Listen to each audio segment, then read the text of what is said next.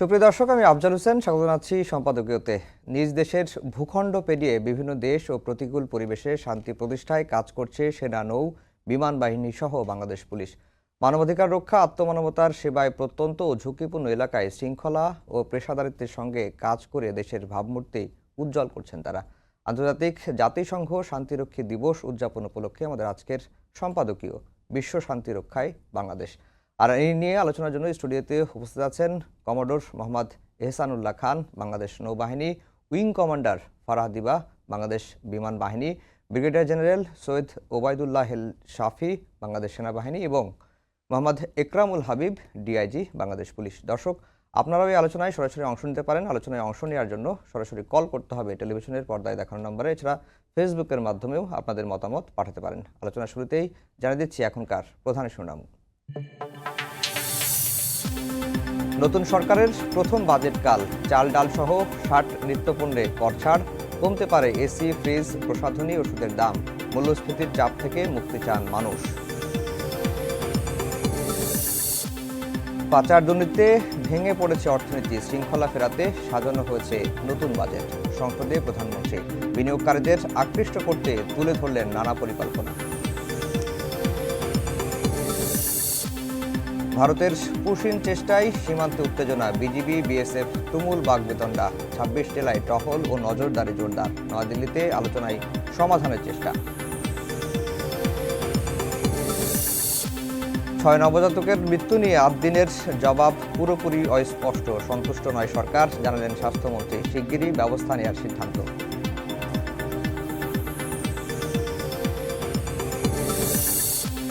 বৃহস্পতিবার পর্দা উঠছে বিশ্বকাপের, রোমাঞ্চ বাংলাদেশেও। আর্জেন্টিনা ব্রাজিল সমর্থকদের জমজমাট আড্ডা, ৪৮ দেশের পতাকায় সাজল গাবতলী পিচ।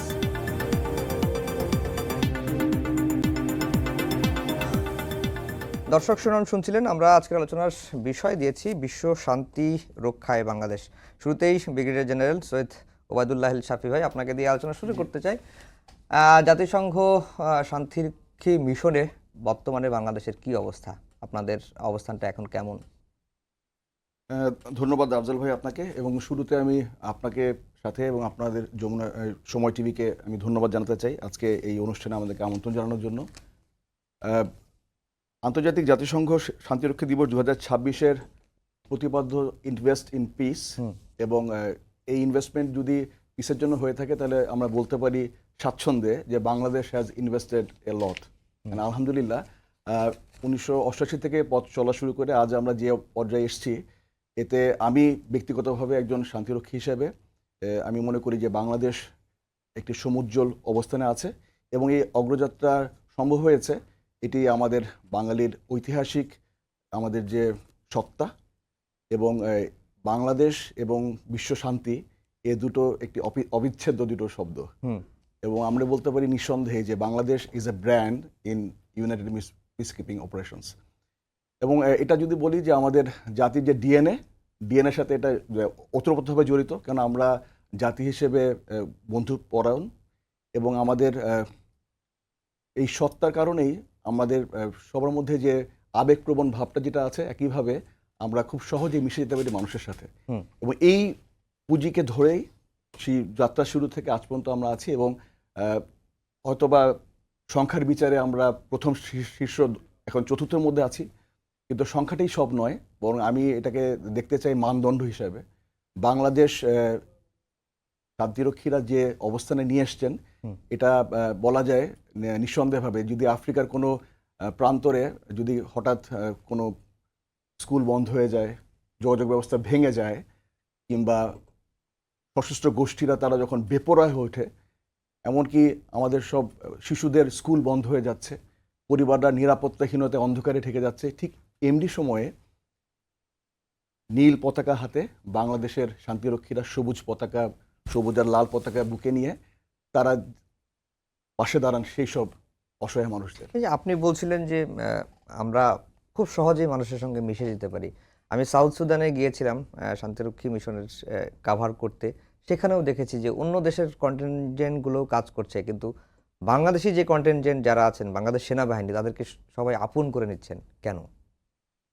এটা মূলে আসলে আফজাল ভাই এটা আপনার মধ্যেও আছে, এটা আমাদের বাঙালির মধ্যে এই সত্তাটা, সেজন্যই আচ্ছা। বলছি এটা আমাদের ডিএনএ এর মধ্যে। আমরা সহজেই বন্ধু হতে পারি, এবং যদি আপনি দেশপ্রেম হিসেবে, আমি সৈনিক জীবন বেছে নিয়েছি, এজন্য আমার হয়তো বা জীবন বাজি রাখতে হয়। একইভাবে আপনার দেশপ্রেম আপনি দেখান আপনার বস্তুনিষ্ঠ সংবাদ পরিবেশনের মাধ্যমে। একইভাবে আমরা যখন ওখানে যাচ্ছি, আমাদের সত্তাই যেহেতু আছে, আমাদের ডিএনএতে আছে আমাদের মানুষকে সেবা করার, এবং আমরা যখন নিজেদের দেশপ্রেমটাকে সাথে করে আমাদের প্রশিক্ষণ, উন্নত প্রযুক্তি এবং ইকুইপমেন্ট নিয়ে যখন যাচ্ছি, সেখানে আমাদের মনোবল থাকে অনেক উঁচু।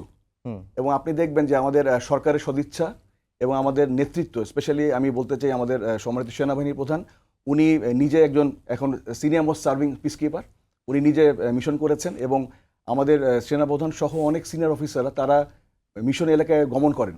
গমন করলে আমরা দারুণভাবে অনুপ্রাণিত হই। এবং মানুষরা যেটা হয়, ছোটবেলায় আমরা পড়েছি হুমায়ুন আহমেদের লেখা যে ভালোবাসার গন্ধ বোঝা যায়, যেমন উনি বলতেন, একইভাবে আন্তরিকতা বা উষ্ণতা বোঝা যায়। এবং এটা হয়তো ভাষার গণ্ডি পেরিয়ে এটা বডি ল্যাঙ্গুয়েজ বলেন, একটা মানুষের সাথে মানুষের যে আত্মার সম্পর্ক, সেটা হয়ে যায়। এবং এটার পেছনে মূল কারণ হচ্ছে আমাদের প্রতিটি সদস্য তারা অনেক বেশি, আমি বলবো ইমোশনালি ইন্টেলিজেন্ট। আমরা ইমোশনাল ইন্টেলিজেন্স নিয়ে কাজ করি, আমাদের সবাই অনেক এমপ্যাথি নিয়ে কাজ করতে পারি, এবং এটা আমাদের প্রশিক্ষণের মধ্যে জিনিসটা উঠে আসে। এর ফলে যখন দেখা যায় একজনের সহমর্মিতা এবং সহানুভূতির মধ্যে পার্থক্য আছে। সহমর্মিতা হচ্ছে আপনার মর্মটাও আমি বুঝতে পারি, এবং একইভাবে যখন সেই বিপদসংকুল এলাকায় মানুষের কষ্ট যদি আমরা বুঝতে পারি, তখন এটা সহজ হয়ে যায় তার ভাষাটা আমার ভাষা করে নেওয়া, এবং তার যে প্রয়োজন সে প্রয়োজনটাকে নিজের প্রয়োজন করে নিয়ে আসা। জি, আপনার কাছে আমি আবার আসবো। কমোডর মোহাম্মদ এহসানুল্লাহ খান, গত বছর এই শান্তিরক্ষা দিবসের আলোচনাতেই আপনি ছিলেন। গত বছর আর এই বছর এই সময়ের মধ্যে কতটুকু আমরা এগোলাম, বিশেষ করে আপনারা কতটুকু এগোলেন নৌবাহিনী? ধন্যবাদ আফজল ভাই। প্রথমেই আমি আপনার মাধ্যমে সময় টিভির সকল কলাকুশলীকে ধন্যবাদ জানাতে চাচ্ছি আমাকে আমন্ত্রণ জানানোর জন্য আজকে আন্তর্জাতিক জাতিসংঘ শান্তিরক্ষী দিবস উপলক্ষে আয়োজিত এই অনুষ্ঠানে। সে একই সাথে আমি দেশে ও বিদেশে যারা আজকে আমাদের এই সময় টিভির সঙ্গে সম্পৃক্ত আছে তাদেরকেও নৌবাহিনীর পক্ষ থেকে স্বাগত জানাচ্ছি। আজকে এই দিনে আমি গভীর শ্রদ্ধা ভরে স্মরণ করছি আমাদের বিশ্ব শান্তি রক্ষায় আত্ম উৎসর্গকারী সকল শান্তিরক্ষী যারা রয়েছেন। বিশেষ করে গত ডিসেম্বর মাসে বাংলাদেশের 6 জন শান্তিরক্ষী যারা সুদানের আবেতে শহীদ হয়েছেন, তাদের রুহের মাগফিরাত কামনা করছি এবং তাদের শোক সন্তপ্ত পরিবারের জন্য সমবেদনা প্রকাশ করছি। আপনি একটি সুন্দর প্রশ্ন করেছেন যে গত বছর এবং এই বছরের মধ্যে পার্থক্যটা কি। আমি এখানে বলতে চাচ্ছি যে মিশন ইউএন পিসকিপিং অপারেশন প্রতি মুহূর্তে এবং প্রতিদিনই পরিবর্তন হচ্ছে। আপনি জেনে থাকবেন যে আমি কিছুক্ষণ আগে যেটা বললাম, 6 জন বাংলাদেশি শান্তিরক্ষী যে মারা গিয়েছিলেন, তারা কিন্তু মারা গেছেন তাদের ড্রোন অ্যাটাকের মাধ্যমে। তার মানে হলো গিয়ে প্রতিনিয়ত এই সংকটময় পরিস্থিতিতে ভূ রাজনীতির প্রেক্ষাপটে ইউএন পিসকিপিং অপারেশনের গতি পরিবর্তন হচ্ছে। নতুন নতুন টেকনোলজি চলে যাচ্ছে বিবদমান গোষ্ঠীর মধ্যে, এবং সেই অনুযায়ী আমাদের শান্তিরক্ষীদেরকে প্রস্তুত থাকতে হচ্ছে প্রতি মুহূর্তে। আমাদেরকে তাদের সঙ্গে অথবা পরিবর্তনশীল পৃথিবীতে যেই টেকনোলজিগুলো আসছে, তাদের হাতে মিসাইল চলে গিয়েছে, তারা সাইবার অ্যাটাক করতে পারে।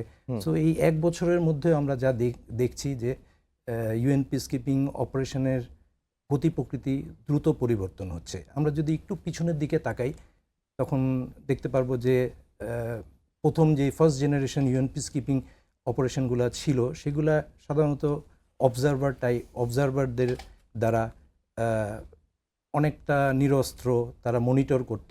সেকেন্ড জেনারেশনে এসে কিছুটা রোবাস্ট হলো, কিন্তু ততটা না। কিন্তু থার্ড জেনারেশন যেটা এখন চলছে, এটা কিন্তু কমপ্লিটলি ম্যাক্সিমাম ক্ষেত্রে রোবাস্ট পিস এনফোর্সমেন্টের দিকে চলে গেছে। তার মানে হলো গিয়ে আমাদেরকে সেই অনুযায়ী অবশ্যই প্রস্তুত থাকতে হবে। প্রস্তুত থাকতে হবে মানসিকভাবে, প্রস্তুত থাকতে হবে নেতৃত্বের দিক থেকে, প্রস্তুত থাকতে হবে টেকনোলজিক্যাল যে অ্যাডভান্সমেন্টগুলা অথবা প্রযুক্তিগুলা বিভিন্ন বিবদমান গোষ্ঠীর কাছে চলে গেছে সেগুলা সম্পর্কে ধারণা রেখে সেই অনুযায়ী আমাদেরকে বিভিন্ন জায়গায় আমাদের দায়িত্ব পালন করতে হচ্ছে। আমাদের কিন্তু এখানে ফিরে আসার কোনো উপায় নেই। আমরা যখন যাই আমাদের দেশের পতাকা হাতে নিয়ে যাই, আপনি খেয়াল করে দেখবেন যে ইউএন পতাকার নিচে আমরা আমাদের নিজেদের পতাকাকে রাখি।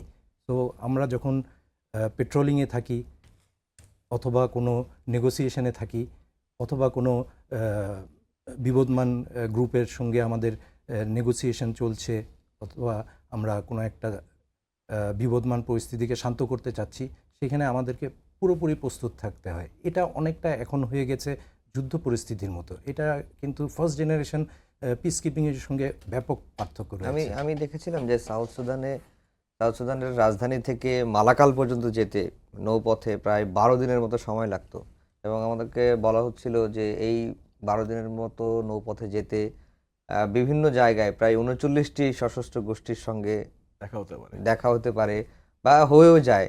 এবং ওই যে পথটা মানে সাউথ সুদানের রাজধানী থেকে একবারে মালাকাল পর্যন্ত এই নৌপথটা আগে ভারতের নৌবাহিনী করতো, কিন্তু তারা ব্যর্থ হয়েছে, এরপর এই দায়িত্বটা বাংলাদেশকে দিয়েছে। এটাও তো আমাদের জন্য গৌরবের, তাই না? গৌরবের। এবং আমরা 2015 সাল থেকে, আপনি আনমিসের কথা বলছেন, আমরা 2015 সাল থেকে এই মিশনটায় নিয়োজিত আছি এবং আলহামদুলিল্লাহ আমরা প্রায় 70টি অপারেশন লাইফলাইন মানে আপনি যেটা বললেন আর কি, যে এই সমুদ্রপথে হোয়াইট নেইলে এক প্রান্ত থেকে আরেক প্রান্ত প্রায় আপনার 12 দিন 945 কিলোমিটার রাস্তা দিন রাত তাদেরকে পাহারা দিয়ে নিয়ে যেতে হয়। এবং ইট ইজ সামথিং, যেহেতু নাম অপারেশন লাইফলাইন, তার মানে হলো গিয়ে ওষুধ, রসদ, মানবাধিকার বিভিন্ন সামগ্রী নিয়ে যেতে হয়। এবং অনেক গোষ্ঠী আপনার পথিমধ্যে তারা বিভিন্নভাবে চ্যালেঞ্জ করে, তাদের সঙ্গে কখনো নেগোসিয়েশন করতে হয়, কখনো অন্যভাবে তাদেরকে এড়িয়ে আমাদের জিনিসগুলোকে নিয়ে যেতে হয়। It is quite challenging. জি, উইং কমান্ডার ফারাদিবা, এই যেটি এহসানুল্লাহ খান ভাই বললেন যে বর্তমান যে সময় সংঘাতময় পরিস্থিতি এবং বর্তমান যে টেকনোলজির যুগ, টেকনোলজিগুলো বিবাদমান যে গোষ্ঠীগুলো আছে তাদের কাছেও চলে গেছে, সেই প্রেক্ষিতে বিমান বাহিনী যে বিমান, হেলিকপ্টার ব্যবহার করছে বা অন্য প্রযুক্তি ব্যবহার করছে, সেটি কতটুকু যুগোপযোগী আমাদের এই সময়? ধন্যবাদ আফজাল ভাই আপনার অত্যন্ত সময় উপযোগী প্রশ্নের জন্য। তবে আপনার প্রশ্নের উত্তরে যাওয়ার আগে আমি বাংলাদেশ বিমান বাহিনীর সদস্যদের পক্ষ থেকে আন্তর্জাতিক শান্তিরক্ষা মিশন শান্তিরক্ষা মিশন 2026 দিবস উপলক্ষে আপনার সময় টিভির প্রতিটি কলাকুশলী এবং দেশে এবং বিদেশে যারা দর্শকরা আমাদের এই প্রোগ্রাম আজকে দেখছেন তাদের সবাইকে জানাই আন্তরিক শুভেচ্ছা এবং অভিনন্দন। এখন আপনার প্রশ্নের উত্তরে যদি আমি আসতে চাই, তাহলে আমি একটু স্ট্যাটিস্টিক্স দিয়ে শুরু করতে চাই। বাংলাদেশ বিমান বাহিনীর যাত্রা শুরু হয়েছে 1993 সালে। তখন মাত্র 6 জন কর্মকর্তাকে প্রথম বসনিয়া হার্জেগোভিনাতে বাংলাদেশ বিমান বাহিনী পাঠায়। তাদের সাথে কোনো হেলিকপ্টার বা কোনো ইকুইপমেন্ট ছিল না। বাট তার পরবর্তীতে 2 বছরের মধ্যেই আপনার 2টি বেল 212 হেলিকপ্টার সহ 26 জন জনবলের একটা কন্টিনজেন্ট জয়েন করে। এবং এই যে 1995 সাল থেকে শুরু করে এখন 2026 সালে এসে আমরা 25টি দেশে 28টি মিশন সম্পন্ন করেছি এবং বাংলাদেশ বিমান বাহিনীর 9784 জন সদস্য অলরেডি ইউএন মিশন কমপ্লিট করেছে। এবং বর্তমানে বাংলাদেশ বিমান বাহিনীর 4টি MI-17 সিরিজের হেলিকপ্টার এবং C-130 পরিবহন বিমান, একটি পরিবহন বিমান, এটা হচ্ছে এখন ডিপ্লয়েড আছে। এবং বর্তমানে 267 জন আমাদের পিস কিপার্স আছে 5টি দেশে। তো এই স্ট্যাটিস্টিক্সের পরে আমি যদি আপনার প্রশ্নের উত্তরে স্পেসিফিক্যালি আসতে চাই, সেটা হচ্ছে বাংলাদেশ বিমান বাহিনী একটা টেকনোলজি বেসড সার্ভিস। এবং এখানে শুধুমাত্র এয়ারক্রাফট না, আমরা এয়ারক্রাফটের হেলিকপ্টারের সাথে সাথে গ্রাউন্ড ইকুইপমেন্ট, টেস্ট ইকুইপমেন্ট এবং আদার্স নেসেসারি ইকুইপমেন্ট নিয়ে যাই। এবং এই প্রত্যেকটাই কিন্তু রিম্বার্সমেন্টের সাথে রিলেটেড। আর আপনি যেটা বললেন যে টেকনোলজিতে আসতে হলে আমাকে যেটা বলতে হবে যে বাংলাদেশ বিমান বাহিনী ওখানে স্পেসিফিক্যালি কী কী মিশন পরিচালনা করে। ওখানে সবচেয়ে গুরুত্বপূর্ণ যে মিশনটা সেটা হচ্ছে আপনার ট্রুপস ইনসারশন অ্যান্ড এক্সারশন। এটা নিয়ে আমি একটু বিশদভাবে পরে বলতে চাই। এটার সাথে আছে humanitarian aid distribution, quick reaction force response, then search and rescue, casualties evacuation, medical evacuation এবং প্যাট্রোলিং, মনিটরিং, এই মিশনগুলো আছে। আমি কেন ট্রুপস এক্সারশন ইনসারশন আসতে যাচ্ছি, ট্রুপস এক্সারশন এবং ইনসারশনের সাথে আপনার ইউএনের চ্যাপ্টার 6 এবং 7-এর একটা রিলেশন আছে। ফর এক্সাম্পল, আগে আমাদের মিশনগুলো ছিল চ্যাপ্টার 6 অনুযায়ী আপনার পিস কিপিং অপারেশন, এখন কিন্তু চ্যাপ্টার 7 অনুযায়ী এটা পিস এনফোর্সমেন্ট অপারেশন হচ্ছে অনেক জায়গাগুলোতে। তো দেখা যায় আপনার ইউএন হেডকোয়ার্টার থেকে এবং যে দেশে আমরা মিশন করি সেই দেশের ফোর্স হেডকোয়ার্টার এরা কিন্তু কম্বাইন্ডলি যেই দেশে আমরা মিশন করি ওই দেশের পরিস্থিতি পর্যবেক্ষণ করেন। এটাকে আমরা বলি intelligence preparation of the battlefield. IPB অনুযায়ী ওনারা এটা পর্যবেক্ষণ করেন। ও যদি কোথাও ট্রুপস কনসেন্ট্রেশন দেখতে পায় বা কোনো রেবেলের কনসেন্ট্রেশন দেখতে পায়, ওটার এগেনস্টে একটা ফাইটিং ফোর্স যখন ওটার সাথে আপনার ফাইট করতে যায়, তখন ফাইটিং ক্যাপাবিলিটি অগমেন্ট করার জন্য এই ট্রুপস ইনসারশন মিশনটা হেলিকপ্টারের মাধ্যমে দেওয়া হয়। মোর ওভার হেলিকপ্টার উইথ আর্মড, এটা যেহেতু আমাদের ইউটিলিটি হেলিকপ্টার্স, তো এটার সাথে আমাদের কিন্তু আর্মস অ্যামুনিশনস মানে আর্মস ইনক্লুডেড। সো এইটা ওই মিশন এরিয়াতে কিন্তু একটা ডিটারেন্স হিসেবে কাজ করে। মোর ওভার এটার মাধ্যমে আমরা ওই যেই ট্রুপসগুলোকে নিয়ে গেলাম ওনাদের রসদ পরিবহন, ওনাদের ফাইটিং ক্যাপাবিলিটি বাড়ানোর জন্য আর্মস অ্যান্ড অ্যামুনিশনস সরবরাহ করে, এই সবগুলো মিশন ওখানে MI-17 হেলিকপ্টারের মাধ্যমে করি। এবং আপনি আরেকটা জিনিস আমি আপনাকে এখানে বলতে চাই, ফর এক্সাম্পল বাংলাদেশের ট্রুপস বা বাংলাদেশের বিমান বাহিনী ওখানে কোনো একটা সমস্যার মধ্যে পড়েছে, ইউএন কিন্তু আমরা যে হেলিকপ্টারগুলো নিয়ে যাই ওখানে নিয়ে যাওয়ার পরে বা এয়ারক্রাফটগুলো নিয়ে যাই, এগুলো কিন্তু তখন আর আমাদের এয়ারক্রাফট বা হেলিকপ্টার থাকে না, এটা তখন থাকে হচ্ছে ইউএনের। সো ইউএন তার রিকোয়ারমেন্ট অনুযায়ী সেই জায়গাগুলোতে প্লেস করে। এখন টেকনোলজিক্যাল অ্যাডভান্সমেন্টের যে ইস্যুটা সেটা হচ্ছে এই যে প্রত্যেকটা হেলিকপ্টার এবং এয়ারক্রাফটের সাথে আধুনিক এবং অ্যাডভান্সড আপনার এভিওনিক্সগুলো ইনকর্পোরেট করা আছে। এবং আমরা মিশন এরিয়াতে আমাদের নাইটে অনেক অপারেশন করতে হয়। বাংলাদেশে যখন আমরা রাতে অপারেশন করি তখন নিচে অনেক ছোট ছোট আলো দেখা যায়, যেটা দেখে নেভিগেট করে আমাদের ইজিয়ার হয় অপারেশন করাটা। বাট ওখানে একদম ঘুটঘুটে অন্ধকার, ওই অন্ধকার মাঝখানে ওই ব্ল্যাক ডার্ক এরিয়ার মধ্যে আপনার নাইট ভিশন ক্যাপাবিলিটি যদি এয়ারক্রাফটের সাথে বা হেলিকপ্টারের সাথে ইনকর্পোরেট করা না থাকে, দেন আমাদের মিশন কন্টিনিউ করা খুব ডিফিকাল্ট হয়ে যায়। এছাড়া সিচুয়েশনাল অ্যাওয়ারনেস গ্রো করানোর জন্য ওখানে কিছু এভিওনিক্স ইনকর্পোরেট করা আছে। সো আমি যেটা বলতে চাই যে মডার্ন যত ইকুইপমেন্ট ইউএনের রিকোয়ারমেন্ট বেসড, এটা আমাদের রিকোয়ারমেন্ট না, ইউএনের রিকোয়ারমেন্ট বেসড। ওনাদের যে ক্রাইটেরিয়াগুলো থাকে ওই ক্রাইটেরিয়াগুলো ফুলফিল করে আমরা আমাদের হেলিকপ্টার এবং এয়ারক্রাফটগুলোকে ইকুইপমেন্ট করে মিশন এরিয়াতে আমরা ডিপ্লয় করি। জি, একরামুল কবির, একরামুল হাবিব, আপনার কাছে একটু জানতে চাই যে বাংলাদেশ পুলিশের অবস্থানটা কি শান্তিরক্ষী মিশনে? আমরা আজকেও খবরে দেখলাম যে পুলিশ সদস্যের সংখ্যা দিন দিন কমে আসছে।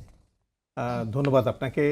আসলে জাতিসংঘ শান্তিরক্ষা মিশনে বাংলাদেশ পুলিশ তার যাত্রা শুরু করেছে 1988 সাল থেকে, এবং 1988 সাল থেকে শুরু করে বর্তমান সময় পর্যন্ত 2026 পর্যন্ত আমরা কিন্তু 26টি জাতিসংঘ শান্তিরক্ষা মিশনে বাংলাদেশ পুলিশ পার্টিসিপেট করেছে, এবং টোটাল নাম্বার 22,000-এর কাছাকাছি, অল্প কিছু কম হবে 22,000 থেকে। এবং এর মধ্যে প্রায় 2,000 কিন্তু নারী পুলিশ সদস্য রয়েছে। এটা ছাড়াও কিন্তু আমাদের জাতিসংঘের বিভিন্ন সিভিল কম্পোনেন্টগুলোতে বাংলাদেশ পুলিশের সিনিয়র অফিসাররা বিভিন্ন উচ্চ পদে চাকরি করেছেন ইউএন হেডকোয়ার্টার এবং অন্যান্য জায়গাগুলোতে। এখন বাংলাদেশ পুলিশের আপনি যে কথাটা বললেন যে সদস্য সংখ্যা কমে যাচ্ছে, আসলে বিষয়টা কিন্তু তা নয়। কারণ রিসেন্টলি আমরা হাইতি থেকে 535 জন পুলিশ সদস্য 3টে এপি ফরেন পুলিশ ইউনিট ব্যাটালিয়নে প্রেরণ করার জন্য ইনভাইটেশন পেয়েছে, এবং Bangladesh government in principal has agreed to sending police and military there. তো আমাদের পুলিশের সংখ্যা হবে 3টে ফরেন পুলিশ ইউনিট এবং তাদের সংখ্যা হবে 535 জন। এবং আমরা আরও শুনছি যে আরও 2-1টি মিশনেও কিন্তু ফরেন পুলিশ ইউনিট আমাদের এখান থেকে নিতে পারে, এবং তাদের ওখান থেকে আরও বেশি সংখ্যক সিনিয়র অফিসার নেবার জন্য কিন্তু তারা রয়েছে। কাজে পুলিশের সংখ্যা কমেনি, কারণ বৈশ্বিক বিভিন্ন কারণে, আপনার জিও পলিটিক্সের কারণে বিভিন্ন দেশগুলোতে হয়তোবা মিশন আপনার হয়ে গেছে, মানে আপনার মিশন কাটেল করেছে বা ফোর্সের সংখ্যা সেখানে কমে গেছে, সেই কারণে কিন্তু এই মিশনটা উঠানামা করে। এবং অনেক দেশে হয়তোবা নির্বাচিত সরকার টেক ওভার করেছে, শান্তি প্রতিষ্ঠিত হয়েছে, তখন মিশনটি ডাউন সাইজড হয়, এবং এই ডাউন সাইজেরও কিন্তু কিছু ম্যাট্রিক্স রয়েছে। তো এটা ছাড়া কিন্তু বাংলাদেশ পুলিশ বিভিন্ন জায়গাগুলোতে আইন শৃঙ্খলার পাশাপাশি সবচেয়ে গুরুত্বপূর্ণ যে রোলটা প্লে করে, যেমন আমরা ইউরোপে মিশন করেছি, আমি ব্যক্তিগতভাবে আমার বেশ কয়েকটি মিশনে অংশগ্রহণ করার সুযোগ হয়েছিল, সেটা হচ্ছে যে আইন শৃঙ্খলা তো পুলিশের একটা প্রিন্সিপাল দায়িত্ব থাকে, কিন্তু পুলিশ কিন্তু one of the important part of the total criminal justice system. Criminal justice সিস্টেমের অন্যান্য স্টেক হোল্ডার রয়েছে judiciary, prosecution, prison management and police. তো এইটার মধ্যে আমাদের কিন্তু কিছু লিগাল বাইন্ডিংসও আছে। তো ইউরোপে আমরা যে কাজগুলো করেছি, আফ্রিকাতে এক এক ধরনের, এটা নির্ভর করে ওই পিস কিপিং অপারেশনস এর ম্যান্ডেটের উপর, যে ম্যান্ডেটটা কি, ম্যান্ডেটের পাশাপাশি আসে আপনার রুলস অফ এনগেজমেন্ট। তো আমরা ইউরোপের পুলিশে, কসোভো বা বসনিয়াতে ওখানকার লোকাল পুলিশকে রিক্রুটমেন্ট, ট্রেনিং, এগুলোর কিন্তু দায়িত্ব আমাদের উপরে ছিল। এর পাশাপাশি যে জিনিসটা মিশনের সবচেয়ে বেশি ইম্পর্টেন্ট সেটা হচ্ছে আপনার রিহ্যাবিলিটেশন আর রিইন্টিগ্রেশন। আপনারা জানেন যে পিস কিপিং যেখানে হয় সেখানে প্রচুর ক্ষয়ক্ষতি হয়, colossal damage to life and property, এবং অনেক মানুষ সেখানে কিন্তু ক্ষতিগ্রস্ত হয়, আইডিপি ক্যাম্পে চলে যায়। তাদেরকে আবার রিহ্যাবিলেট করা, তাদেরকে সাধারণ জীবনে ফিরিয়ে আনা, ইভেন যে সমস্ত জায়গাগুলোতে যেমন সুদান এবং অ্যাবে অথবা অন্য অন্য জায়গাগুলো, লাইবেরিয়াতে আমরা দেখেছি অনেক চাইল্ড সোলজার থাকে, চিলড্রেন যারা বিভিন্ন ব্যাটেলে অংশগ্রহণ করে, তাদেরকে আবার সোসাইটিতে ফিরিয়ে আনা, স্বাভাবিক জীবনে ফিরিয়ে আনার যে একটা রিইন্টিগ্রেশন প্রসেস, এটার মধ্যেও কিন্তু পুলিশের একটা বিরাট রোল কিন্তু কাজ করে। কিভাবে? যেমন সেখানকার লোকাল যারা লিডার থাকে, যেমন আপনারা যে সুদান ছিল বা দারফুরে আমরা লোকাল শেখ, উমদা, তাদেরকে আমরা ট্রেন আপ করেছি ইউএন এর বিভিন্ন কারিগরি ইয়াতে পৃষ্ঠপোষকতায়। কাজেই টোটাল সোসাইটির একটা পিস বিল্ডিংয়ে কিন্তু বাংলাদেশ পুলিশ বিরাট একটা কন্ট্রিবিউশন কাজ করে। এর পাশাপাশি আমাদের যে নারী পুলিশ সদস্যরা রয়েছে, আপনারা জানেন যে দারফুরে আমরা বা সুদানে যেগুলো দেখেছি, এক একটা আইডিপি, ইন্টারনালি ডিসপ্লেস যে পার্সনস রয়েছে, এই ক্যাম্পগুলো কত বড়, এক একটা আইডিপি ক্যাম্পে হয়তো 1 লাখের কাছাকাছি লোক থাকে। সেখানে ল অ্যান্ড অর্ডারের অনেক প্রবলেম আছে এবং জেন্ডার বেস ভায়োলেন্স কিন্তু সেখানে হয়। এই জেন্ডার বেস ভায়োলেন্সের সবচেয়ে ওয়ার্স্ট ভিকটিম হচ্ছে ওমেন অ্যান্ড চিলড্রেন।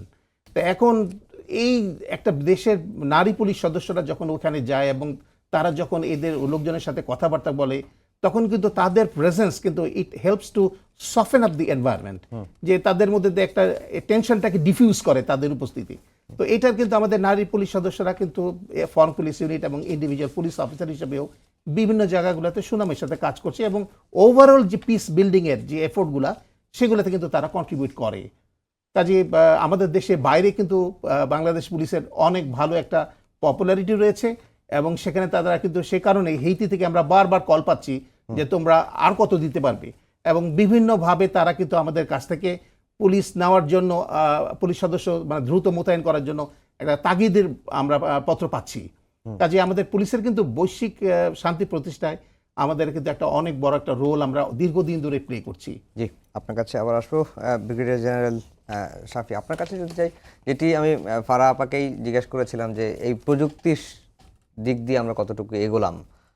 বর্তমান যে পরিস্থিতি, সশস্ত্র গোষ্ঠীদের হাতে বিভিন্ন ধরনের টেকনোলজিক্যাল উইপেন, মনুষ্যবিহীন ড্রোন, তারপরে সাইবার অ্যাটাক, নানা কিছু, সেক্ষেত্রে সেনাবাহিনীর আসলে রোলটা কী? কারণ আমরা দেখেছি যে পদে পদে ঝুঁকিপূর্ণ, মানে কোথায় কি আছে, কোথায় মাইন পোতা আছে, এগুলো জানা খুবই ডিফিকাল্ট।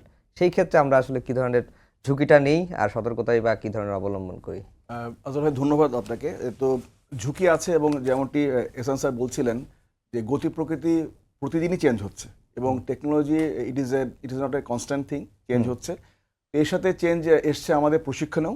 আমরা যে নতুন নতুন জিনিস যেগুলো আসছে, ইম্প্রোভাইজড এক্সপ্লোসিভ ডিভাইস নিয়ে আসছে এবং মাইন নিয়ে, এবং সশস্ত্র গোষ্ঠী এখন সবচেয়ে বড় চ্যালেঞ্জ হচ্ছে আপনার কৃত্রিম বুদ্ধিমত্তা অথবা সাইবার যে জিনিসটা, যে কারণে আমাদের প্রতিটা জিনিসের মধ্যে সশস্ত্র গোষ্ঠী তারা দেখা যাচ্ছে অনেক ক্ষেত্রে এগিয়ে যাচ্ছে। তো এই ক্ষেত্রে আমি ধন্যবাদ জানাতে চাই আমাদের সরকারি সদিচ্ছার সাথে সাথে আমাদের নেতৃত্বের, কারণ আমরা সময় উপযোগী সবগুলো জিনিসই আধুনিকায়ন করা হচ্ছে। এবং আপনি জেনে খুশি হবেন যে আমাদের শান্তিরক্ষা যখন যাচ্ছে, তাদের প্রথমত ব্যক্তিগত যে সেফটি, সেটা এটা ইনশিওর করা হচ্ছে। একই সাথে তাদের চলাচলের জন্য মাইন অ্যাকশন যেসব রেজিস্ট্যান্স যে ভেহিকেলগুলো আছে, এইগুলা তাদেরকে দেওয়া হচ্ছে। পাশাপাশি যোগ হয়েছে আমাদের এখন US, unmanned Arial system as well. এতে করে যেটা হচ্ছে, যখন পেট্রোল বের হচ্ছে, পেট্রোলটা যাওয়ার আগে তারা আগে বের হয়ে তারা তাদের এরিয়াটা দেখে ফেলছে। সো পেট্রোলিং করাটা আগের চেয়ে অনেক বেশি নিরাপদ হচ্ছে। এবং আপনি যখন এই নিরাপত্তার সাথে যখন আমাদের ইকুইপমেন্টগুলোর সাথে আমাদের প্রশিক্ষণ যোগ হয়, তখন আমাদের মনোবল এমনি বেড়ে যায়। এটার সাথে আমি বলতে চাই যে আসলে এই প্রযুক্তি থাকলেও, প্রযুক্তির সাথে যতই প্রযুক্তি থাকুক, দিন শেষে শান্তিরক্ষী হিসেবে ব্যক্তিটা প্রয়োজনীয়, তার সাহস, তার মনোবল এবং তার যেটা তার নলেজ, স্কিল এবং অ্যাটিটিউডটা অনেক বেশি প্রয়োজন। সো প্রযুক্তি চেঞ্জ হতে থাকবে, প্রযুক্তির সাথে আমাদের প্রশিক্ষণও চেঞ্জ হচ্ছে এবং একই সাথে আমাদের ইকুইপমেন্টও চেঞ্জ হচ্ছে। কিন্তু যে জিনিসটা বেশি প্রয়োজন সেটা হচ্ছে শান্তিরক্ষীর মনোবল। এই মনোবলটি তখনই সম্ভব হবে যদি আপনি তাকে নিরাপত্তা দেন এবং যাদেরকে সঠিক ইকুইপমেন্টটা দিলে এটা সহজে করা যাবে। এবং আমাদের সবচেয়ে বড় জিনিস যেটা আমি বলতে চাই যে আমার 3টা মিশন করার সৌভাগ্য হয়েছে। প্রথমে আমি 2006 সালে করেছি ইরিত্রিয়া, ইথিওপিয়াতে, তখন আমি ক্যাপ্টেন ছিলাম। পরবর্তীতে আমি লাইবেরিয়াতে করেছি, সেটা মাল্টি রোল, দুটো কন্টিজেন্ট মিশন ছিল, আমি অপারেশনস অফিসার ছিলাম। তো আমি নিজে দেখেছি যে মিশনের প্রতিটি গতি প্রকৃতি কীভাবে চেঞ্জ হচ্ছে এবং আমাদের যে ইকুইপমেন্টগুলো চেঞ্জ এসছে, প্রথমে যেটা দেখেছি তার পরবর্তী মিশনে দোজ ওয়্যার মাচ অ্যাডভান্সড। এবং আমাদের ট্রেনিং যেটা, আমাদের ট্রুপস প্রথমে ট্রেনিং যেটা করে গেছি, পরবর্তী ট্রেনিংয়ে দেখা গেল যে তখন আমরা হিউম্যানিটেরিয়ান ডিমাইনিং করছিলাম। সো ওইটা তখন ইন্টারন্যাশনাল মাইন অ্যাকশন স্ট্যান্ডার্ড নিয়ে কাজ করতে হয়। সো ইভেন যখন কোনো কিছু চায় সে কিন্তু এটা আদায় করে নেয়। সো আপনাকে যখন আমাদেরকে একটা কন্টিনজেন্ট নিয়ে যাচ্ছে, তখন তারা যে ম্যান্ডেটটা দিয়ে দেয়, ম্যান্ডেটে তারা উল্লেখ করে দেয় যে তোমার এই ইকুইপমেন্ট দরকার, এই স্ট্যান্ডার্ডের, এবং একই সাথে তোমার এই ট্রেনিংটাও দরকার যাতে তোমার এই লোকগুলো এসে কাজগুলো করতে পারে। সেক্ষেত্রে ইউএনের স্ট্যান্ডার্ড অনুযায়ী যেহেতু আমরা যাচ্ছি, তো আমাদের এই প্রযুক্তির ক্ষেত্রে বা ইকুইপমেন্টের ক্ষেত্রে আমরা পিছিয়ে নেই, বরং আমরা এর পাশাপাশি যোগ করতে চাই আমাদের যে প্রশিক্ষণ যেটা আছে, আমাদের Bangladesh institute of piece support operation and training, এটা একটি বিশ্বমানের প্রতিষ্ঠান। এখানে শুধু আমাদের দেশের শান্তিরক্ষীরা না, আমাদের বহির্বিশ্ব থেকে তার শান্তিরক্ষীরা আসছে। আমাদের এখানে বিভিন্ন ধরনের ট্রেনিং হচ্ছে, যেখানে যৌথ বাহিনী ট্রেনিং করছে এখানে, এবং এখানকার অপারেশন শান্তির দূত এবং আমাদের বাকি যে লাইটিং স্টার, এই সবগুলো এক্সারসাইজগুলো আমাদের যে কোনো মিশনে যাওয়ার আগে মিশন স্পেসিফিক ট্রেনিংয়ের জন্য ব্যাপকভাবে সাহায্য করে। তো সব মিলে আমি বলতে চাই যে আমরা ঠিক পথে আছি। প্রযুক্তি এগিয়ে যাবে, বাট প্রযুক্তির সাথে সাথে আমরা নিজেদেরকে চেঞ্জ করছি, এবং এক্ষেত্রে সরকারের সদিচ্ছা এবং আপনাদের সবার ভালোবাসা নিয়েই বাংলাদেশ যে মর্যাদা অর্জন করেছে, সে মর্যাদা অক্ষুণ্ণ রাখবার জন্য আমরা অবিচল থাকব। জি, এহসানুল্লাহ খান, আমরা কি আসলে ঠিক পথে আছি কিনা শান্তি রক্ষায় ক্ষেত্রে? আফজল ভাই, আবারও ধন্যবাদ।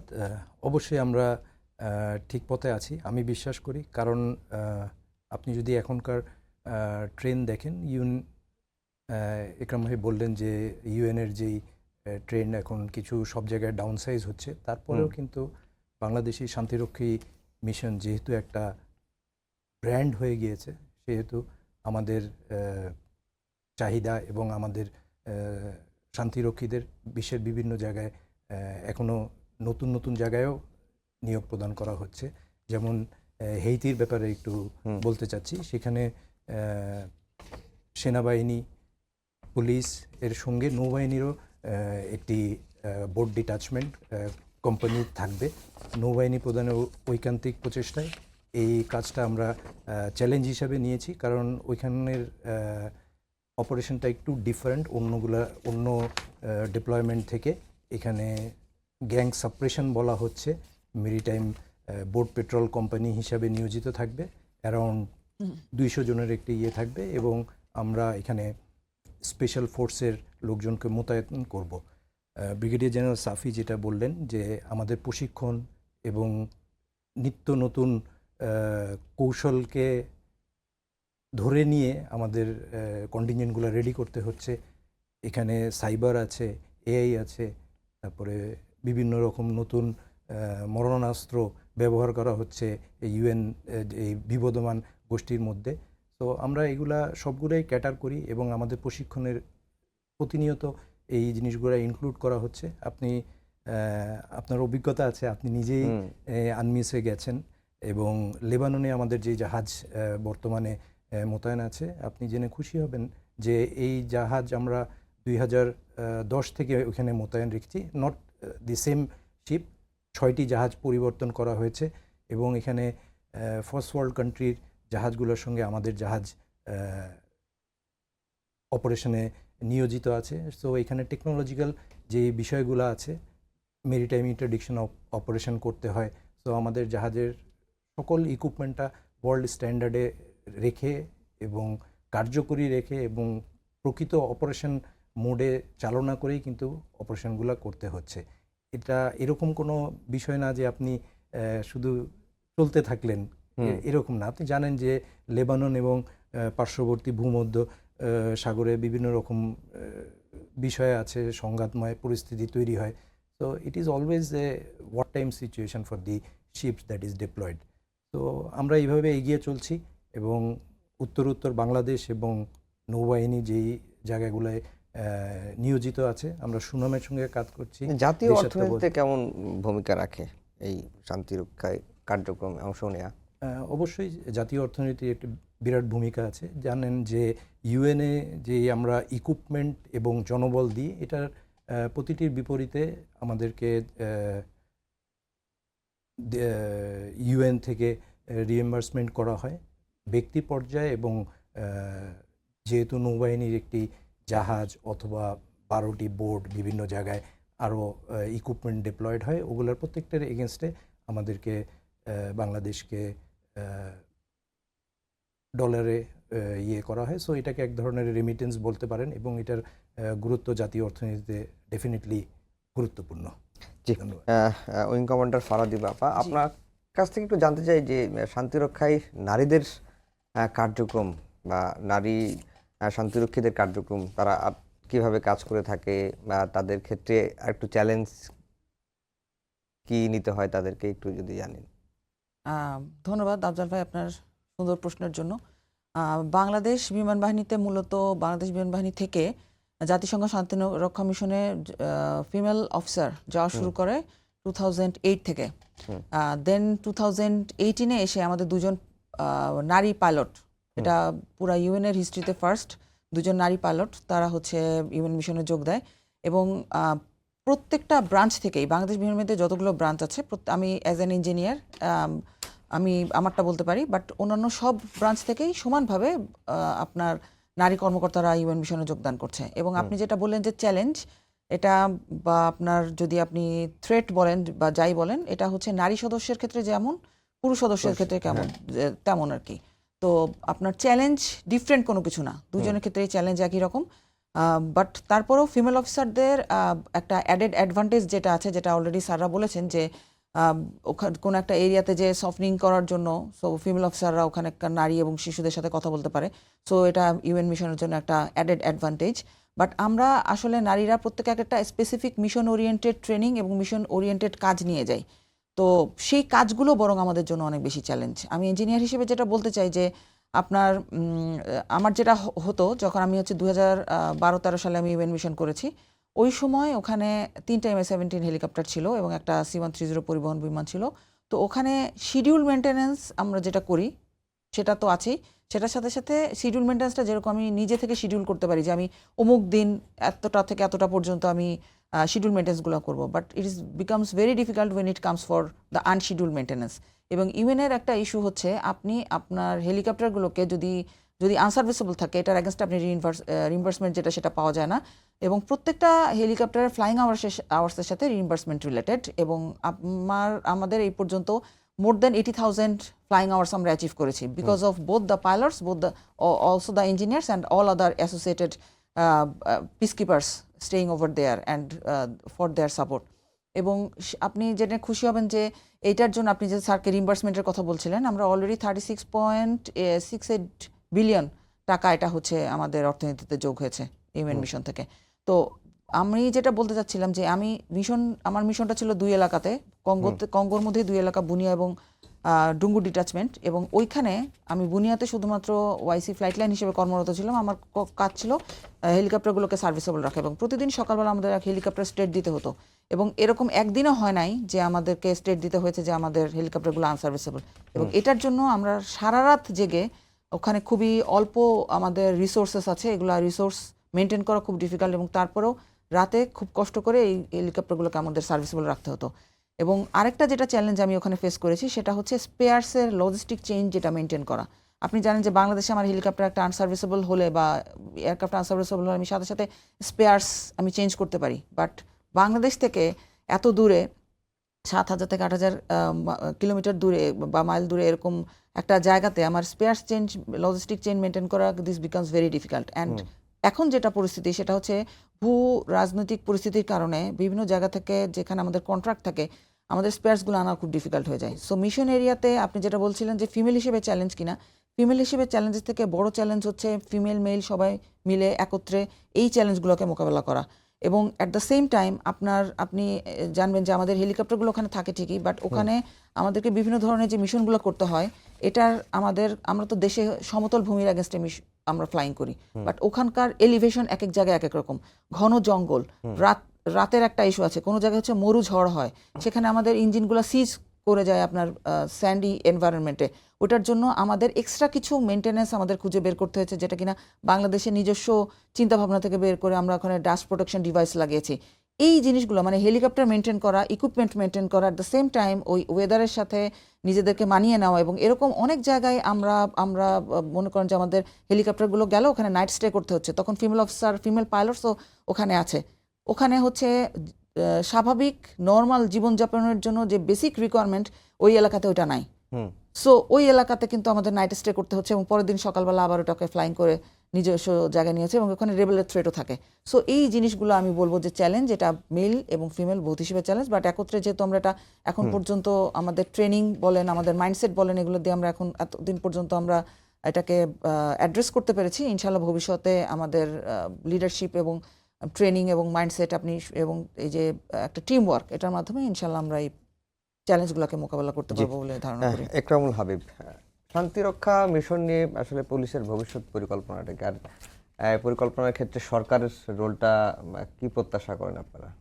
ধন্যবাদ আপনাকে। আজকে থেকে 5-7 বছর আগে আমরা যেভাবে ফর্ম পুলিশ ইউনিট, আমরা ব্যাটালিয়ান ফর্মে যখন পুলিশ, আমরা আপনারা জানেন যে জাতিসংঘ শান্তিরক্ষা মিশন গেলে পুলিশের কিন্তু 2 ধরনের অংশগ্রহণ থাকে।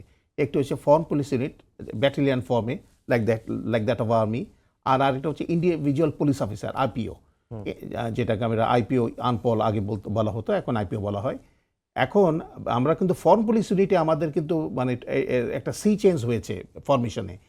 আগে যখন আমরা পাঠাতাম তখন শুধু এপিবিএন বা আর্ম পুলিশ ব্যাটালিয়ানে শুধুমাত্র ল অ্যান্ড অর্ডার মেনটেন করাটাই বড় চ্যালেঞ্জ ছিল। এখন কিন্তু তা নয়। এখন কিন্তু আপনারা জানেন যে পুলিশের কিন্তু সারা পৃথিবীতে জেনেরিক রেসপন্সিবিলিটিস বলতে 2টা রেসপন্সিবিলিটি কিন্তু খুব প্রাইম। একটা হচ্ছে maintenance of law and order, আর একটা হচ্ছে prevention and detection of crime. এখন প্রিভেনশন অ্যান্ড ডিটেকশন অফ ক্রাইমের ক্ষেত্রে যখন যে বিষয়টা আসে, ইট রিলেটস টু ইনভেস্টিগেশন। তো এখন সাইবার ক্রাইম হচ্ছে, সাইবার ক্রাইমে প্রচুরই হচ্ছে। আমাদের সাইবার এক্সপার্ট, আমরা এবার ফর্ম পুলিশ ইউনিটের সাইবার ক্রাইমের ইনভেস্টিগেশন অফিসার দিচ্ছি যারা very good in cyber crime ইনভেস্টিগেশনে। আর আরেকটা হচ্ছে যে আপনার মানি লন্ডারিং, ফিনান্সিয়াল ক্রাইম। কারণ আপনারা জানেন যে মানি লন্ডারিং মধ্যে টেররিস্ট ফাইন্যান্সিং হচ্ছে। এই টেররিস্ট ফাইন্যান্সিং বিভিন্ন দেশে কিন্তু এই যে শান্তিরক্ষা কার্যক্রমে অনেক প্রবলেম তৈরি করছে। At the end of the day policing total has a legal complications. আপনাকে কিন্তু আইনের কাছে you have to bring the offenders to justice, you have to bring the offenders to his offence. তো যখন কোর্ট কাচারির এই বিষয়টা আপনার চলে আসবে, তখন আপনাকে কিন্তু প্রমাণ করতে হবে এই যে তার অপরাধটা beyond reasonable doubt. Beyond reasonable doubt প্রমাণ করার ক্ষেত্রে কিন্তু আপনার যথেষ্ট রকম আপনার সাক্ষ্য প্রমাণ লাগবে। কোর্টটা কিন্তু চলে এভিডেন্সের উপর। কাজেই এর পাশাপাশি আমরা কিন্তু এই ফর্ম পুলিশ ইউনিটে আমরা সোয়াট টিম দিয়েছি। সোয়াট স্পেশালাইজড, আপনারা জানেন এটা specialised unit of Bangladesh police. এটা মূলত কিন্তু একটা ফাইটিং। তো এখন কথা হচ্ছে যে আমাদের আর্মার পার্সোনাল ক্যারিয়ার আছে, আমাদের সোয়াট টিম রয়েছে, আমাদের ফিনান্সিয়াল ক্রাইম এক্সপার্ট রয়েছে, আমাদের সাইবার ক্রাইম এক্সপার্ট রয়েছে। ইন্টেলিজেন্সের জন্য আমরা স্পেশাল ব্রাঞ্চ থেকেও আমরা কিন্তু পুলিশ অফিসারদেরকে নমিনেট করছি, যাতে গ্যাং সাপ্রেশন ফোর্সের কথা যেটা বলা হলো, এটা কিন্তু বেসিকলি একটা ইন্টেলিজেন্স লেড পুলিশিং হবে ওখানে। কাজেই আপনার আগে যদি ইন্টেলিজেন্স কালেকশন না করে, তাহলে আমাদের অপারেশন, সার্চ, রেস্কিউ এবং সিজার যেগুলো আমাদের পুলিশিং কার্যের সাথে রিলেটেড, তার কিন্তু একটা গুণগত কিন্তু পরিবর্তন হয়েছে। এবং আমরাও চাই যে এই গুণগত পরিবর্তনে টেকনোলজির কিন্তু ব্যবহার হচ্ছে। যেমন আগে তো এই আমরা কসোভো মিশন থেকে বেসিকলি ইউরোপে যখন বাংলাদেশ পুলিশ ফার্স্ট এপিইউ যায়, তখন সেখানে পাকিস্তান, বাংলাদেশ এবং জর্ডান 3টে দেশের শুধু ফরেন পুলিশ ইউনিট গিয়েছিল। তো তখন যে স্ট্যান্ডার্ডের এপিসি না হতো, এখন কিন্তু এপিসি আর্মার পার্সোনাল ক্যারিয়ারগুলোর স্ট্যান্ডার্ড অনেক ভালো। এবং তার সাথে সাথে কিন্তু এগুলোর প্রশিক্ষণ, তারপর অন্য অন্য যে ইকুইপমেন্টগুলো আছে তাদের কিন্তু গুণগত মানও পরিবর্তন হচ্ছে। তারপর আপনার যে কুইক রেসপন্সের জন্য যে আপনার যে অ্যাপারেটাসগুলো দরকার হয়, সেগুলোরও কিন্তু আপনার গুণগত মানের অনেক পরিবর্তন এসেছে। কাজে পুলিশিং কিন্তু overall it has gone a sea change. এবং আমরা কিন্তু চেষ্টা করছি যে যুগের সাথে আমরা অন্তত তাল মিলিয়ে চলার জন্য প্রশিক্ষণ এবং অন্যান্য কার্যক্রমে, সেটা পুলিশিং হোক, কোনো কোনো ক্ষেত্রে তো পুলিশকে আপনার অ্যাকশানে যেতে হচ্ছে, ল অ্যান্ড অর্ডারের যে কোনো দেশে পুলিশকে অ্যাকশানে যেতে হয়, সেই দিকেও যেন কম্পিটেন্স আসে একদিকে। অন্যদিকে আপনার যেমন বুদ্ধিভিত্তিক দিক, মামলা তদন্তের ক্ষেত্রে, ইনভেস্টিগেশনের ক্ষেত্রে, কোর্টের কাছে প্রমাণের ক্ষেত্রে, এইখানেও যেন পুলিশ একটা আপনার মেধার স্বাক্ষর রাখে। এবং সেই অনুযায়ী কিন্তু পুলিশিংটাকে এবং ফরেন পুলিশ ইউনিটটাকে সাজানো হচ্ছে জাতিসংঘে। হ্যাঁ জি, আমরা একেবারে শেষের দিকে চলে আসছি। ব্রিগেডিয়ার জেনারেল সৈয়দ ওবায়দুল্লাহ শাফি ভাই, আমরা হয়তো 2 মিনিট বা 1 মিনিট করে সময় পাবো। একটু যেটি এহসান ভাইকে জিজ্ঞেস করেছিলাম যে জাতীয় অর্থনীতিতে শান্তিরক্ষী মিশনের যে আমাদের কার্যক্রম সেখানে কি ভূমিকা রাখে, আর মিলিটারি ডিপ্লোমেসিতে কি ধরনের আমরা এগিয়ে গেছি বা কতদূর এগোলাম আমরা। ডিপ্লোমেসির অনেকগুলো সাবসেটের মধ্যে একটি হচ্ছে মিলিটারি ডিপ্লোমেসি, এবং আমরা ইউএন ডিপ্লোমেসি বলতে পারি এখানে, যেহেতু শান্তিরক্ষা মিশনে আমাদের যে পদচারণা, এই পদচারণায় বাংলাদেশ একটা ব্র্যান্ড, এবং এই ব্র্যান্ডে আমি তো বলতে পারি, আমি কিছুদিন আগে অস্ট্রেলিয়া একটা কোর্সে ছিলাম, সেখানে তারা দারুণভাবে আগ্রহী আমাদের বিপসটকে নিয়ে, এবং তাদের খুব ছোট পরিসরে তাদের একটা ট্রেনিং স্কুল আছে, এবং তারা জানে যে দেখেন যে বিশাল 4 দশক ধরে যে আমরা 4 যুগ ধরে আছি এখানে, এই কনসিস্টেন্সিটা কিন্তু একদিনে আসেনি। তো এখন আপনি বাংলাদেশকে যদি বলেন, যেটা আজকে সকালে বলছিলেন মাননীয় আমাদের প্রধানমন্ত্রী বলেছেন, একই সাথে আমাদের পররাষ্ট্র স্টেট ফরেন মিনিস্টারও বলেছেন যে উনি মরক্কোয় ছিলেন, সেখানে বলছেন যে বাংলাদেশ শুনতেই আফ্রিকান লোকজন ব্যাপকভাবে আবেগপ্রবণ হয়ে যায়। আমাদের এই বাংলা ভাষায় তারা কথা বলতে চায়, বাংলা ভাষায় তারা গান গাচ্ছে। আমি উল্লেখ করতে চাই, আমার লাস্ট যে মিশনটা ছিল অবজারভার মিশন হিসেবে, সেখানে আমি টিম সাইড কমান্ডার ছিলাম। সেখানে একজন ইজিপশিয়ান অফিসার ছিল, যিনি আমার সাথে এখানে আমাদের মিরপুর স্টাফ কলেজে কোর্স করেছেন। তো দেখেন, বিশ্ব আসলে খুব ছোট একটি পরিসরের মধ্যে চলে আসছে, এবং আপনি আজকে যিনি যার সাথে কোর্স করছেন তার সাথে আপনি পরবর্তী দিনে হয়তো বা ইউএন মিশনে যাচ্ছেন, এবং এই বন্ধুত্বটা সেখানে কাজে লাগে। সম্পর্ক যখন প্রয়োজন পড়ে তখন সেটা আপনার কোনো মজার অভিজ্ঞতা আছে? মজার অভিজ্ঞতা ছোট করে যদি বলতে পারি, যে আমার খেয়াল আছে, আমরা যখন টিম সাইড কমান্ডার হিসেবে আমরা কাজ করছিলাম, আমাদের ট্রেনিং হয় সবসময়, যেখানে আমরা নাইট ল্যান্ডিং এর জন্য রেডি করি, আমরা তার চার্জ করতে হয়, এবং তারা সবসময় ভাবে যে এটা কোনোদিন লাগবে না। কিন্তু একদিন সময় হলো যেটা, যে আমাদের একটা মাইন অ্যাক্সিডেন্ট হলো, এবং আমরা যে সাইডে ছিলাম, আমি ওয়েস্টার্ন সাহারায়, সেখানে পুলিশের সাইডটা ছিল, এবং পুলিশেরও একজন অফিসার উনি আক্রান্ত হলেন। তো মজার অভিজ্ঞতা এই জন্য বলছি যে সে ওই টিম সাইডে কখনো রাতে হেলিকপ্টার নামেনি। তো আমি একটুখানি রিস্ক নিয়েই, যেহেতু আমি টিম সাইড কমান্ডার, তো আমি ফোর্স কমান্ডারের সাথে যোগাযোগ করে, কেননা ওনার যে অবস্থা ছিল সেই অবস্থাতে আসলে ওনাকে ফার্স্ট এডে হচ্ছিল না, তাকে আলজেরিয়ায় পাঠাতে হতো। তখন আমরা জোর করে বললাম যে আমরা এতদিন ট্রেনিং করলাম, let us prove it on ground. এবং এতে ইউনিটের মানে আমার টিম সাইডের সবার মধ্যে চাঞ্চল্য আসলো যে ঠিক আছে, যেটা আমরা দিন প্র্যাকটিস করেছি সেটা আমরা গ্রাউন্ডে দেখি, এবং একই সাথে এটা দেখেন আমরা একটা ছোট একটা এফার্ট নিয়েছি, কিন্তু সেদিন রাতে আমরা হেলিকপ্টার নামিয়েছি, ওখানে ইউক্রেনের হেলিকপ্টার ছিল, এবং পুলিশেরও ওনাকে নিয়ে আলজেরিয়ায় নিয়ে যাওয়া হয়, এবং উনি বেঁচে যান। এই যে একটা আমাদের নিজস্ব টিম সাইটের মধ্যে আমাদের নিজেদের একটা কম্পিটিশনের মাধ্যমে আমরা এটাকে একটা কাজ করলাম, এই কাজের আমরা প্রতিদান পেয়েছিলাম ব্যাপক হারে। কারণ ইউএন থেকে ইউএনএ হেলিকপ্টারে পুলিশেরও একজনকে অফিসারকে নিয়ে যেয়ে তাকে চিকিৎসা দেওয়া হচ্ছে, এবং সে বেঁচে গেছেন। এবং এর ফলে কিন্তু এই মরক্কোতে আমাদের ওয়েস্টার্ন সাহারার মিশনটা হচ্ছে কি আপনার রেফারেন্ডামের mission.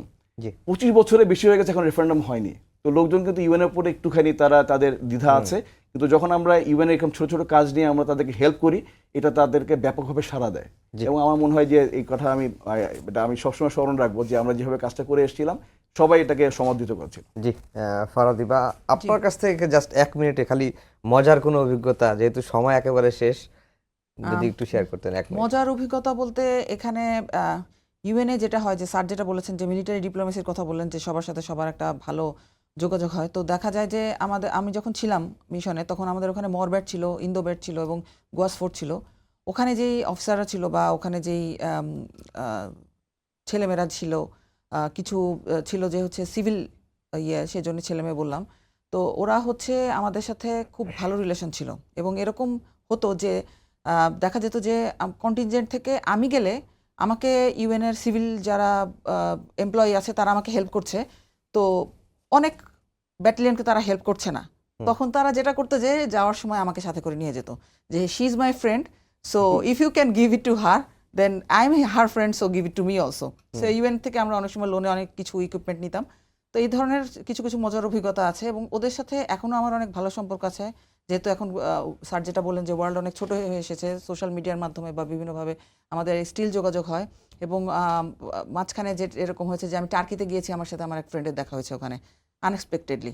So this is a very good memory and very good experience for me serving in the military. জি, এহসানুল্লাহ খান, আপনার কোনো গুড মেমোরি?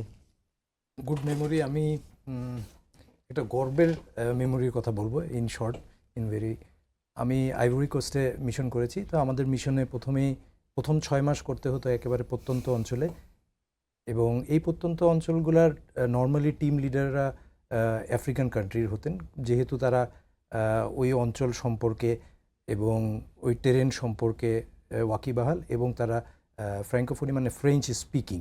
আমরাও যদিও ফ্রেঞ্চ কোর্স করে যাই, তারপরেও তাদের থেকে তো কিছুটা দুর্বলতা থাকেই। তো আমাদেরও এরকম একজন ছিলেন টিম লিডার হিসেবে ওইখানে, কিন্তু তার নেতৃত্ব অথবা টিমকে কন্ট্রোল করার প্রক্রিয়ায় কিছুটা থাকার কারণে ওই টিম সাইটে বেশ গন্ডগোল হচ্ছিল, যে কমান্ড কন্ট্রোল যেটা বলে আর কি। সো কিছুদিন এভাবে চলার পরে এটা ফোর্স হেডকোয়ার্টারে সংবাদ চলে যাওয়ার পরে ওইখান থেকে একজন টিম লিডার দিতে হবে, এবং ফোর্স হেডকোয়ার্টার থেকে নির্দ্বিধায় একজন বাংলাদেশি হিসাবে আমাকে সিলেক্ট করা হয়। এখানে কিন্তু ব্যক্তি এহসানকে নির্বাচন করা হয়নি, বাংলাদেশের একজন এখানে আছে, সেই জন্য নির্দ্বিধায় টিম লিডার হিসাবে বাংলাদেশের। সো এটাকে আমি সবসময় মনে করি যে কোনো প্রোগ্রামে গেলে আমি, যেহেতু এটা আমাদের দেশের জন্য একটা খুবই গর্বের ব্যাপার, যে ফোর্স হেডকোয়ার্টারও জানে যে বাংলাদেশি পিসকিপার যেখানে আছে, অবজারভার হোক অথবা স্টাফ হোক অথবা কন্টিনজেন্ট হোক, সেখানে তাদেরকে যদি দায়িত্বটা দেওয়া হয় তারা পুঙ্খানুপুঙ্খভাবে ওই দায়িত্ব পালন করতে সক্ষম। জি, এটাই। একরামুল হাবিব, আমরা একেবারে শেষের দিকে চলে এসেছি, আপনার কোনো গুড মেমোরি আছে কিনা? জি, আমার একটা এক্সাইটিং এক্সপেরিয়েন্স হয়েছে। আমার থার্ড মিশনে আমি সুদান গিয়েছিলাম, দারফুরে। তো ওখানে আমি গভর্নমেন্ট অফ সুদান পুলিশের ইনস্ট্রাক্টর ছিলাম, ল পড়াতাম, এবং ইউএন এর বেশ কিছু ম্যান্ডেটেড কোর্স রয়েছে, সেই কোর্সগুলোর ইনস্ট্রাক্টর ছিলাম। ওখানে অন্যান্য দেশের পুলিশ অফিসাররা থাকতো। তো আমার সাথে একজন জার্মান পুলিশ অফিসার, আমরা আলফাশারের থেকে শহর থেকে প্রায় 40 কিলোমিটার দূরে একটি জায়গায় আমরা প্রশিক্ষণের জন্য গিয়েছি। ওখানে সুদান পুলিশের বেশ কিছু অফিসার, ক্যাপ্টেন এবং মেজর র্যাঙ্কের, they use the military rank but they are police officers. তো তাদেরকে প্রশিক্ষণ আমরা করাচ্ছি। তো কাছেই নিকটবর্তী স্থানে একটা বাজার ছিল। তো প্রশিক্ষণের প্রথম দিনেই আমরা ওখানে গিয়ে আমাদেরকে থাকতে হতো ওদের সাথে, যারা পার্টিসিপেন্ট ছিল, অফিসার, স্টুডেন্ট অফিসার ছিল। তো হঠাৎ করে আমার দেখা গেলো যে আপনার মার্কেটে একটা গোলাগুলি শুরু হয়েছে দুই পক্ষের মধ্যে, টু কনফ্লিক্টিং পার্টিস, তারা হ্যাভি মানে আপনার ফায়ার পাওয়ার ইউজ করছে। তো যখন গোলাগুলি শুরু হয়ে গেছে, যে এটার যিনি কমান্ডেন্ট ছিলেন উনি দৌড়ে আসলেন, দৌড়ে এসে আমাদের দুজন অফিসারকে, জার্মান এবং আমাদেরকে দূরে সরিয়ে নিলেন, এবং নিচে গিয়ে ওনাদের একটা ট্রেঞ্চের মধ্যে আমাদেরকে ভিতরে ঢুকে বলে যে ইউ আর সেফ হিয়ার, তোমরা এখানে থাকো। এই বাই দি টাইম আমরা দেখছিলাম যে আমাদের স্টুডেন্টরা হাতে ওয়েপন্স নিয়ে কিন্তু ওই মার্কেটের দিকে রওনা দিয়েছে। নাও দে উইল ফাইট। ও আমরা যেটুকু বুঝতে পেরেছি ওদের কথাবার্তায়, যে কারণ দে আর মোস্টলি আপনার অ্যারাবিক মানে কথাবার্তায় বলছে, তো ল্যাঙ্গুয়েজ অ্যাসিস্ট্যান্টের মাধ্যমে জানতে পারে ঘটনাটা কি। ওরা বলে যে স্যার অন্য একটা রেবেল গ্রুপ আসছে, এখন এরা যাবে তাদেরকে ডিফেন্ড করার জন্য। আই মিন, তো একটা এখন তো বড় ধরনের একটা ব্লাডশেড হতে পারে। তো আমরা তো ওখানে আছি। তো পরে দেখা গেল দীর্ঘ সময় ওখানে গোলাগুলি হলো। গোলাগুলির পরে বেশ কয়েকজন ক্যাজুয়ালিটি হয়েছে মার্কেটে, স্টুডেন্টদের মধ্যে দু একজন ব্যাডলি ইনজোর্ড হলো। তো পরে আমাদেরকে ইউএন থেকে বলা হলো যে তোমরা কি ট্রেনটাকে র্যাপ আপ করতে চাও কিনা, চলে আসতে চাও কিনা হেডকোয়ার্টারে। তো আমরা এবং জার্মান পুলিশ অফিসার আমরা কিন্তু উই ডিডন্ট গিভ আপ। আমরা বলেছি না, আমরা ট্রেনিংটা কন্টিনিউ করবো। তো এই যে 5 দিন আমরা ট্রেনিংটা কন্টিনিউ করেছি, এবং লোকাল যে অফিসার এবং ওখানকার যে লোকাল লিডার্স যারা থাকতো আমাদের ট্রেনিংয়ে সাথে, আমাদের সাথে training to come and see how we perform, তো তারা এত খুশি হয়েছিল, তারা আমাদেরকে ওদের দেশের ল্যাঙ্গুয়েজ অ্যাসিস্ট্যান্টের মধ্যে বলতো যে তোমরা এখানে থেকে যাও। জি, এই ছিল আমাদের আজকের সম্পাদকীয়। সবাইকে ধন্যবাদ জানিয়ে শেষ করছি আমাদের আজকের সম্পাদকীয়। আগামীকাল আবারও দেখা হবে একই সময়। শুভরাত্রি।